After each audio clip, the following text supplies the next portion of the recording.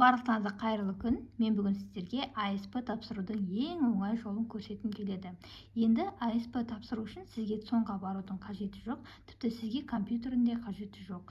Ол үшін сіздер небәрі халық приложениесін өздеріңізге жүктеп аласыздар. Мінекей халық банктың халық приложениесі бар. Соны жүктеп аласыздар, соны ашасыздар. Мына жерде госуслуги деген таңдайсыздар.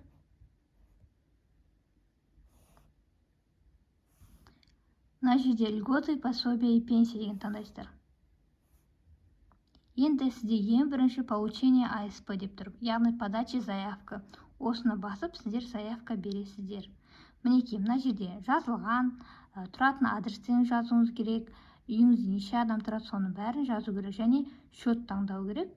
Сізде ол міндетті түрде социальный счет болуы қажет. Және сіз осы заявканы жібергеннен кейін 15 жұмыс күні ішінде сізге ответ келетін болады.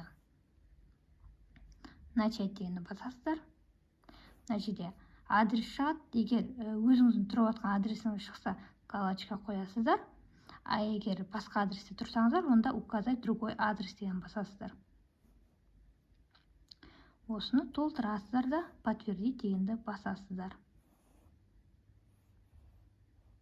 Мінекей, дәл осылай өте оңай ғана тәсілмен ASP-ға тапсыруға болады. Айта кететін жағдай, 2025 жылдан бастап ASP ең төменгі күнкөріс деңгейіне емес, орташа жалақыға қарап беріледі. Ол туралы әлі де видео немесе Instagramға салатын боламын. Ал енді видео ұнаса лайк басыңыздар, каналға тіркеліңіздер. Назарларыңызға рахмет.